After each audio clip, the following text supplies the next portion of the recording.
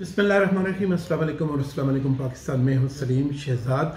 आज वालसल में हम मौजूद हैं अब्दुल हफीज़ और वाजिद साहब की रहायशगाह पर, जहाँ पर हमारे साथ राजा अब्दुल जब्बार भट्टी साहब मौजूद हैं। ये एक नाम बिना किसी तारफ़ के, इस नाम को किसी तारफ़ की कहते हैं ज़रूरत नहीं है। शर्क़ी गुजर में जब हम नेशनल बैंक का नाम सुनते हैं, एक बैंकार की हैसियत से इन्होंने अपनी न सिर्फ नाम मनवाया, 28 साल कहते हैं कि बड़ा अरसा होता है किसी भी शोबे में, और ये इन्होंने यहाँ पर नाम भी कमाया और ये नाम नेशनल बैंक को भी दिया। साथ साथ समाजी शख्सियत भी है, और जब समाजी शख्सियत का जिक्र होता है तो लड़कपन की एज की तरफ हम जाते हैं। 18 साल से पीछे की जो नीचे की जो उम्र है 16-17 साल की स्कूल की लाइफ की, वहाँ पर हम जाएंगे राजा अब्दुल जब्बार भट्टी साहब के पास। 16-17 साल की उम्र में इंसान की सिमतें मुतय्यन होती है, रास्ते बनते हैं, सफ़र की तैयारियां शुरू होती हैं, स्कूल का ज़माना,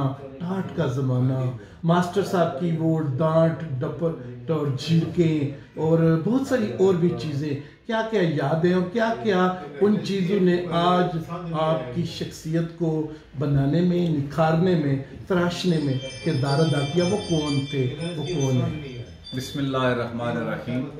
सबसे पहले तो मैं पाक वतन टीवी और सलीम शहजाद साहब आपका और आज के इस खूबसूरत महफिल के मेज़बान जनाब वाजिद साहब और जनाब हफीज़ साहब, आपका शुक्रिया अदा करता हूँ कि आपने मुझे अपने टीवी पे मुझे लाइव मौका फराहम किया।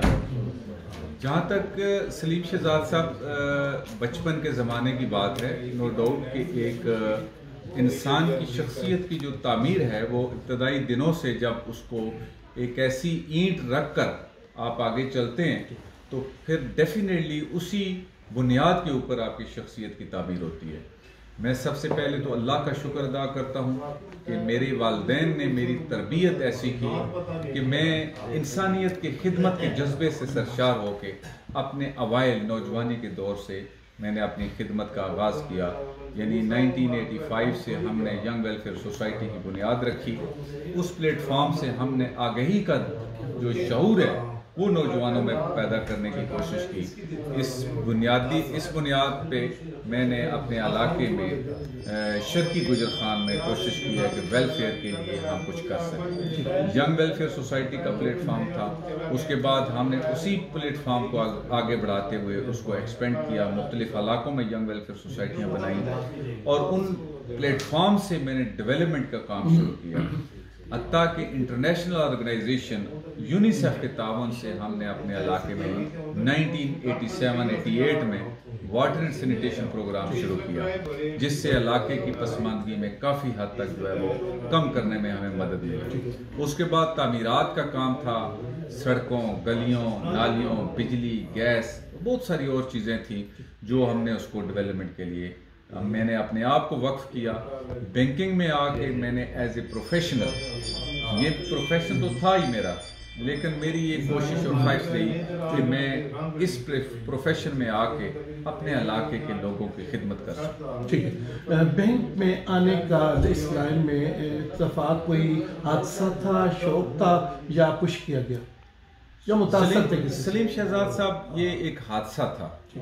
मेरा बैंकिंग सेक्टर में बिल्कुल कोई किसी किस्म का कोई ज़हनी तौर पे प्लान नहीं था। प्रोफेशनली मैं एक वकील था और मैं प्रैक्टिसिंग लॉयर था। मेरी ज़िंदगी में एक हादसा हुआ जिसकी वजह से मैंने ये वकालत का शोबा छोड़ के फिर मैंने कुछ अर्सा घर बैठा, फिर उसके बाद बैंक को ज्वाइन किया। बैंक में भी आने का मेरा मुख्तसर सा प्लान था कि भाई मैं 6 महीने साल के बाद जब सेटल हो जाऊँगा तो मैं अपने दोबारा शोबे जो है वकालत में चला जाऊँगा।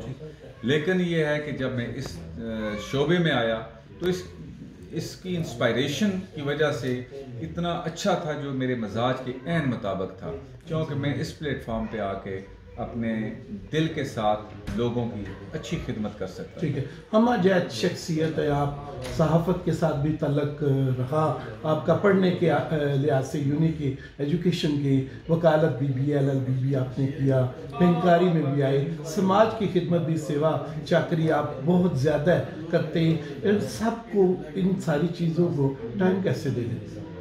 सलीम शहजाद साहब, ये मैनेजमेंट की बात है। चूँकि मैं पिछले 23-24 साल से एज ए ब्रांच मैनेजर काम कर रहा हूँ, तो एक जो मैनेजर होता है उसको बेहतर मैनेज करना आना चाहिए। तो मैंने अपनी लाइफ को कोशिश की है कि जो मेरा अपना आराम सुकून का जो वक्त होता है उसको मैं इंसानियत की खिदमत के लिए मैंने वक्फ किया हुआ है।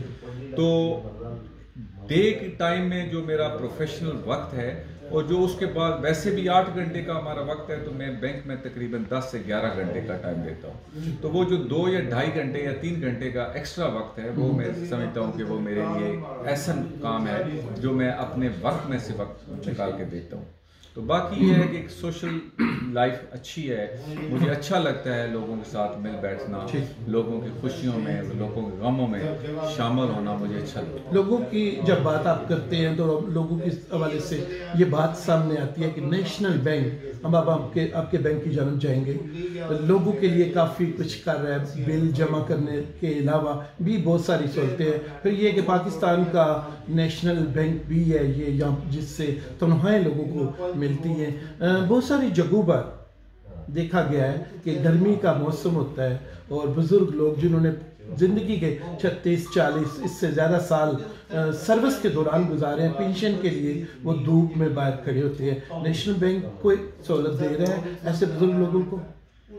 इस सिलसिले में गुजारिश ये है कि मैं अपनी मुंह से उसकी बात नहीं करूंगा। ये मेरा तहसील गुजर खान के बासी जो है वो उस बात को इंडोर्स करेंगे, क्योंकि मेरी ये प्रायोरिटी नंबर 1 रही है कि जो सर्विस क्वालिटी है उसको हमेशा कायम रखा जाए। तो सबसे पहले तो ये है कि आपने जिक्र किया कि नेशनल बैंक जो है वो तमाम काम करता है। नेशनल बैंक जो है वो कौमी बैंक है, ये तमाम बैंकों की माँ इसको कहते हैं। उसके बाद ये है कि बैंक के अंदर, मुल्क के अंदर अगर सैलाब आ जाए, ज़लज़ला आ जाए या कोई कुदरती आफत आ जाए, तो सबसे पहले जो पेश अदारा होता है वो नेशनल बैंक ऑफ पाकिस्तान होता है। अब आपका दूसरे सवाल का हिस्सा ये है कि आप नेशनल बैंक के उन बुजुर्गों के लिए क्या करते हैं। तो इस सिलसिले में ये है कि अल्हम्दुलिल्लाह हमारी तहसील भर की ब्रांचेस जो हैं उनकी कैपेसिटी इतनी अच्छी है। बाकी प्राइवेट बैंक्स में मैंने देखा है कि यूटिलिटी बिल्स के लोगों को अटेंड नहीं किया जाता। उन्होंने किसी बैंक ने एक अपना जो है वो बूथ या उसको फ्रेंचाइज दे दी है, तो वो उसको अटेंड नहीं करता। नेशनल बैंक वो वाहिद अदारा है जो 100 रुपये के अकाउंट होल्डर से लेके 1 करोड़ रुपये बल्कि 10 करोड़ रुपये वाले अकाउंट होल्डर को डील करता है। तो वो डिस्क्रिमिनेशन नहीं है उसकी। तो इस लिहाज से मैं ये समझता हूँ कि ये नेशनल बैंक एक कौमी बैंक है और कौमी बैंक होने के नाते ये हर लिहाज से फैसिलिटेटर। ठीक है, आप बैरून मुल्क अक्सर आपका दौरा होता है, यूरोप का, बरतानिया का, और आज भी इस वक्त यहाँ पर बरतानिया में आप वॉल्सॉल के अंदर मौजूद है। आपके बैरूनी दौरों से जिन लोगों से आपकी मुलाकात होती है, कम्युनिटी से आप मिलते हैं, उनके मसाइल भी समझने का आपको मौका मिलता है। इससे जब आपको बाहर आते हैं नेशनल बैंक को भी कोई फ़ायदा पहुँचता है? बेशक, मेरा जो असल में मैं एक तो मेरे दौरे का मकसद अपने दोस्तों से, अपनी फैमिली से मुलाकातें करना है, और दूसरा ये है कि मैं अपनी कैपेसिटी के अंदर मैं अपने उन वतन अजीज़ के दोस्तों को दियार गैर में जो ओवरसीज़ में हमारे पाकिस्तानी बहन रहते हैं उनके लिए ये मेरा मैसेज होता है कि हमारे वतन अजीज़ को आपकी सख्त ज़रूरत है। इस वक्त मुल्क की मईशत जो है वो इतनी अच्छी नहीं है, तो ये एक रीढ़ की हड्डी की हैसियत रखते हैं ओवरसीज़ पाकिस्तानी। तो ये मैंने जो टूर किया है हॉलैंड, जर्मनी, स्विट्ज़रलैंड और फ्रांस, इटली, बेल्जियम का ये टूर किया, यूके में भी किया है, तो मेरी हर जगह ये बात होती है कि आप मुल्क अपने पाकिस्तान को, पाकिस्तानी बहनों भाइयों को जो मुल्क को दरपेश मसाइल हैं उनको एड्रेस करने के लिए आप रेमिटेंसेस के ज़रिए अपने मुल्क की खिदमत कर सकते हैं। ये मेरा फ़र्ज़ भी है और मेरा अखलाकी ड्यूटी भी है कि एज ए प्रोफेशनल बैंकर मैं ये मैसेज पूरी दुनिया में मेरे अपने जानने वाले दोस्तों को या मेरे सुनने वालों को या मेरे देखने वालों को ये पहुंचाऊं कि वतन अजीज़ को इस वक्त आपकी ज़रूरत है। मुल्क जो है जब आपकी रेमिटेंसेस, फॉरेन रेमिटेंसेस जब बढ़ेंगी तो ज़र मुबादला बढ़ेगा, जिससे न सिर्फ बेरोज़गारी दूर होगी, न सिर्फ और हालात जो है वो बेरोज़गारी ख़त्म होगी, अनएम्प्लॉयमेंट वाला जो सिलसिला है वो रेशो कम होगी। उसके बाद जो महंगाई का तनासब है वो उसमें भी कमी करने में मदद मिलेगी कि आप फॉरेन रेमिटेंसेस जितनी भेजेंगे मुल्क की मैशियत बेहतर समझ सकेगी, स्टॉक एक्सचेंज जो है बेहतर जा सके, स्टॉक एक्सचेंज बेहतर जा सकता है। पर मुल्क जब आप आते हैं वतन अजीज़ के लोगों की प्रॉब्लम्स को भी देखते हैं, नेशनल बैंक की कौन सी ऐसी शिकायत या तजवीज़ लोग ज़्यादा देते हैं मजबूरी तौर पर कि आप अपने सीनियर्स को ये बात कहें कि ये चेंज होनी चाहिए? मेरा ख्याल ये है कि with the passage of time हमारे जो बैंकिंग सेक्टर में प्रूडेंशियल रेगुलेशंस पूरी दुनिया में किसी मुल्क का या किसी अदारे को चलाने के लिए उसके लिए रूल्स और कानून की हुक्मरानी बहुत ज़रूरी है, चाहे मुल्क हो चाहे अदारा हो। तो रूल्स एंड रेगुलेशंस को फॉलो करना ये हमारे शहरी, हर पाकिस्तानी शहरी का ये हक और फ़र्ज़ है। आपने ये सवाल किया कि क्या हम तजवीज़ करेंगे, तो हम वक्तन फ़वक्तन अपनी हायर मैनेजमेंट को अपने जो मीटिंग्स होती हैं रीजनल मैनेजमेंट टीम की या हाई ऑफिशियल्स की मीटिंग्स होती हैं, तो मिसाल के तौर पे अकाउंट ओपनिंग में हमारे कुछ इश्यूज थे तो उसको हम डिस्कस करते हैं, उसमें रिवीजन होती है, प्रूडेंशियल रेगुलेशंस में रिवीजन करते हैं और आसानियाँ पैदा करने की कोशिश करते हैं। बाकी बैंकों की निस्बत नेशनल बैंक में ऐसी क्या ख़ास बात कहेंगे, बताएंगे जो ज़र मुबादला बेचने वाले ओवरसीज़ कम्युनिटी जिनकी 1 करोड़ की लगभग तादाद है जो बैरून मुल्क की मुकीम है, वो नेशनल बैंक को तरजीह दे, वो कौन सी ऐसी चीज़ है जिसके बाद वो रुजू कर सकते हैं? नेशनल बैंक एक ट्रेड मार्क है, ये कौमी बैंक है और कौमी अदारा है और पूरे पाकिस्तान में एक जो मैक्सिमम मोर देन 50 और 60% जो हमारी क्लाइंटेज है वो नेशनल बैंक ऑफ पाकिस्तान के पास है। ठीक हो गया। तो डेफिनेटली जिस जगह रश होता है, बहुत ज़्यादा क्लाइंटेज होती है, उसमें ऑटोमेटिकली बहुत सारी चीज़ें होती हैं जो जब दुकान बड़ी हो और उसमें रश ज़्यादा हो तो सर्विस का वो मयार वो कायम नहीं रह सकता, लेकिन अच्छी दुकान पे हमेशा रश होता है। ठीक, अच्छी दुकान पर हमेशा रश होता है। चूँकि हमारे सवाल ज़्यादातर अब नेशनल बैंक की तरफ गए हैं और जब नेशनल बैंक का जिक्र करते हैं ज़र मुबादला का और 1 करोड़ ओवरसीज़ कम्युनिटी का, तो एक मेहमान से हम बात कर रहे हैं। मेहमान जब देश से आता है, वतन की मट्टी से 5000 मील दूर सफ़र करके आता है, तो देश से बाहर परदेश पे जो बैठे हुए हैं, देश से मोहब्बत करने वाले आने वाले मेहमान से पूछते हैं और जानना चाहते हैं देश को किस साल में छोड़ के आए।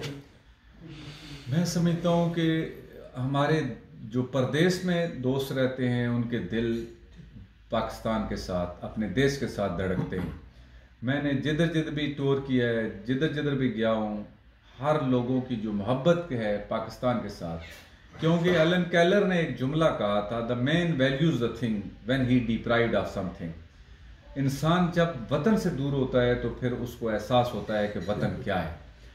तो यकीनी तौर पे हमारे जो दियारे गैर में भाई रहते हैं, बहनें रहती हैं, तो वो वतन की मोहब्बत तो वो होती है जो उनको मजबूर करती है कि वो आप पीछे की तरफ लौट के आए। तो मैं आपके प्लेटफॉर्म से अपनी तरफ से मेरे उन तमाम बहन भाइयों को जिन्होंने मेरे साथ बहुत मोहब्बत का इजहार किया, चाहे यूके का नॉर्थ का एरिया और मिडलैंड्स का और लंदन तक और फिर पूरे यूरोप में जिस वालिहाना अकीदत और मोहब्बत से मुझे रिसीव किया, मैं सबको खराज तहसीन पेश करता हूँ। आप सबको खराज तहसीन पेश करते हैं। आखिरी सवाल की तरफ बढ़ेंगे, उसके बाद आपका एक छोटा सा पैगाम लेंगे।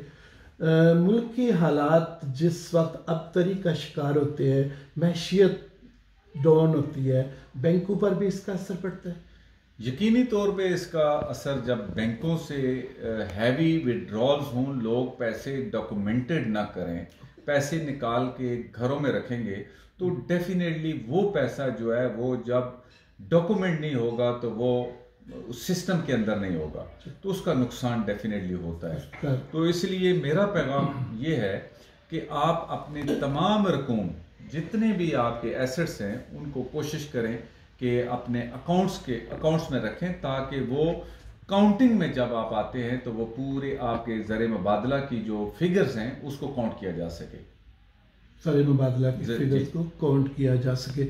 ये थे मिर्ज़ा राजा अब्दुल जब्बार भट्टी साहब, और आज इस वक्त हम मौजूद हैं अब्दुल हफीज़ साहब के और वाजिद साहब की उस दावत पर, उस ज़ियाफ़त पर जो इंतहाई इखलास से मोहब्बत से। और कहते हैं कि टेबल पर जब जगह ना हो, दस्तरखान सिमट जाए, खाने बढ़ जाए, तो मोहब्बत की वो सारी हदें ख़त्म हो जाती हैं। राजा जब्बार अब्दुल जब्बार भट्टी साहब के एजाज़ में जो ज़ियाफ़त दी, उसमें इन्होंने हमें वक्त दिया। नाज़रीन, क्या अच्छा लगा, क्या बुरा लगा, फ़ीडबैक से ज़रूर नवाजिएगा। और मेरे महावन जनाब मोहम्मद नईम भट्टी साहब के साथ मुझे सलीम शहजाद को दीजिए इजाज़त। अल्लाह ने के बान। पाकिस्तान जिंदाबाद।